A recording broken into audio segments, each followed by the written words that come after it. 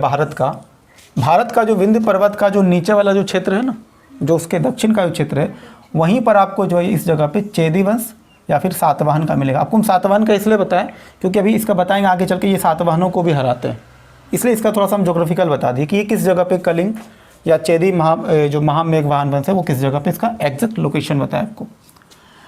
अब इस हाथी गुम्फा अभिलेख के बारे में जो और थोड़ा सा डिटेलिंग है उसको हम इस तरफ लिखें।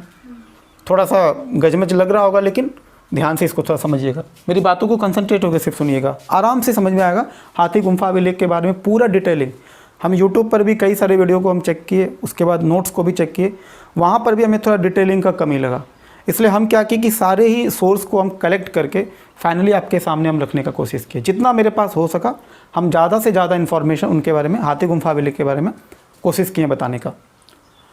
देखिए इसके बारे में क्या लिखा, इसमें राजा के जीवन और उनकी उपलब्धियों का वर्णन है। किस राजा का वर्णन होगा, उसी खारवेल के बारे में वर्णन है। सबसे बड़ी बात है कि ये जो वर्णन है वो एक साथ नहीं है, ऐसा नहीं कि पूरा राजा का एक साथ पूरा कहानी जो है लिख दिया, नहीं, हर एक साल पर उनके बारे में चर्चा लिखी जाती थी। मतलब एक तरह से देखा जाए तो वो नया नया जो नोट्स तैयार हो रहा था वो हर एक साल की उपलब्धियों के आधार पर, चलो भाई इस साल खारवेल ने ये काम किया, चलो ये वाला लिख दो, फिर अगले वर्ष फिर दूसरा काम कुछ करे किए होंगे, अभी देखेंगे कौन कौन सा वो काम करते हैं, फिर तीसरे वर्ष, चौथे वर्ष, पाँचवें वर्ष, इस तरह से उनके जो वर्षवार तरीके से, मतलब हर एक ईयरली वाइज करके उनके बारे में लिखा जाता है इनकी उपलब्धियों का। तो ये हाथी गुम्फा अभिलेख का सबसे खास बात है कि इसमें जो है पूरी तरह से एक ही बार में पूरा चर्चा नहीं है, अलग अलग साल उसमें लिखा जा रहा है, ठीक है। तो एक साथ नहीं बल्कि वर्षवार यानी कि ईयरली वाइज अलग अलग किया गया है। एग्जाम्पल के तौर पर अगर हम समझें इसमें क्या बताया गया जरा सा देखना, इसमें खारवेल के 24 वर्ष, चूँकि खारवेल के बारे में क्या बताया गया है कि जब ये 24 वर्ष की अवस्था में थे तब ये शासक बने, और ऐसा माना जाता है कि एक राजा के अंदर जैसे उनके अंदर लेखन प्रणाली बहुत ज़बरदस्त था, वो अच्छा लिखना जानते थे, कानून के भी बहुत अच्छे जो है ज्ञाता थे, गणित के बहुत अच्छे विद्वान थे, बहुत अच्छा नॉलेज था उनके पास, गणित का भी नॉलेज था, और वित्त यानी कि फाइनेंस। एक राजा के अंदर ये उम्मीद किया जाता है कि ये सारे ज्ञान उनके अंदर होना चाहिए, और ये सारे ही ज्ञान इनके पास था। खारवेल इस मामले में बौद्धिक रूप से बहुत ही ज़बरदस्त किस्म के इंसान थे। तो आप इंटेलेक्चुअल तरीके से देखो तो बहुत ही समझदार व्यक्ति नज़र आ रहे हैं, और देख लो इनके द्वारा जो किए हुए कार्य आप जब देखोगे तो आपको लगेगा हाँ वाकई में ये टक्कर के राजा थे। मतलब अगर उस समय मगध पर कोई शासक जो रहेगा ही रहेगा, क्योंकि जब ये फिर बाद में मगध पर हमला करेंगे और हमला करेंगे तो मगध का ईंट से ईंट बजा देते हैं ये, क्योंकि मगध बाद में जाकर के कमज़ोर हो चुका होता है। हम पढ़े थे ना कि मगध के शासक धीरे धीरे करके क्या हो जाते हैं, कमज़ोर होते चले जाते हैं। मगध पर कई सारे वंशों का भी राज रहता है। तो गद्दी प्राप्त हो, अच्छा ये इन्फॉर्मेशन यहाँ पर क्या हम समझा आपको कि खारवेल जो है वो गद्दी पर कब बैठा, 24 वर्ष की अवस्था में बैठा, और ये इतने सारी चीज़ों के बहुत बड़े ज्ञाता थे। यहाँ तक हो गया।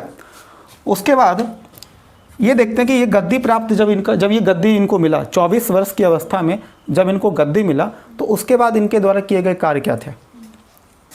सबसे पहला वर्ष इन्होंने क्या किया, कलिंग का जो राजधानी उस समय था उस राजधानी का रिकंस्ट्रक्चर्स किया, मतलब राजधानी को थोड़ा बेहतर बनाया, उसकी सुरक्षा के हिसाब से, हर चीज़ के हिसाब से उसको मजबूत बनाया, क्योंकि किसी भी राजा के लिए राजधानी बहुत बड़ा इंपॉर्टेंट क्षेत्र होता है। अगर आप राजधानी को बेहतर तरीके से, अगर आप जैसे कि पाटलिपुत्रा भी एक समय राजधानी था, राजगीर भी एक समय मगध की राजधानी थी, तो जब हम देखते हैं कि दोनों ही तरफ, चाहे वो मगध की जो राजधानी थी, चाहे वो राजगीर हो या फिर पाटलिपुत्रा हो, तुम देखना कि वहाँ पर जो है राजधानी का सुरक्षा की व्यवस्था ज़बरदस्त तरीके से होता है, ताकि मतलब क्योंकि बाहरी आक्रमणकारी वहाँ पर हमला ना कर सके। तो राजधानी अगर आप सेफ करके रख लेते हो तो बाकी तो आप लड़ लोगे किसी से भी। तो वो यही किया। खारवेल को पता था, खारवेल को ये बात पता था कि हमको सबसे पहले अपनी राजधानी को मजबूत करना पड़ेगा, तो राजधानी को रिकंस्ट्रक्टेड किया, पुनर्निर्माण किया उसको। उसके बाद फिर ये दूसरा वर्ष क्या करता है, सातकर्णी, गौतमी पुत्र सातकर्णी, जिनके बारे में बार बार हम लोग समझते हैं, सातकर्णी की शक्ति को ललकारा। सातकर्णी उसमें बहुत ताकतवर थे। सातकर्णी उस समय जो गौतमी पुत्र सातकर्णी थे बहुत ही मजबूत शासक थे, उनको चैलेंज देना वो कोई आम बात नहीं था। हम पढ़ेंगे इनके बारे में, सातकर्णी के बारे में आगे चल के। सातकर्णी को ललकारा, सिर्फ ललकारा ही नहीं, उनको बुरी तरह से पीटा गया, उनको हराया, और हराने के बाद क्या होगा, जो ये जो मूसिक नगर था, जो इनका क्षेत्र पड़ता था, सातकर्णियों के क्षेत्र में था, उसको बर्बाद कर दिया पूरी तरह से। और उस क्षेत्र को अपने अंदर कैप्चर कर लिए। तो सातकर्णी जैसी ताकतों को हराना, आप समझ लो कि खारवेल के पास नॉलेज के स्तर पे देख लो कितना ज़बरदस्त है, तो सातकर्णी को तो कुछ समझ नहीं रहे थे। उसके बाद तीसरे वर्ष के बारे में जानकारी यहाँ से कुछ खास नहीं मिलता है, तो हम लोग सीधा चौथे वर्ष के बारे में पढ़ते हैं। चौथे वर्ष के बारे में बताता है कि जो बरार का जो क्षेत्र में कुछ राजा थे, राजा भोजक और राठिर, इनको भी निपटाया। जब इनको कुछ नहीं बूझा तो ये भोजक और राठिर तो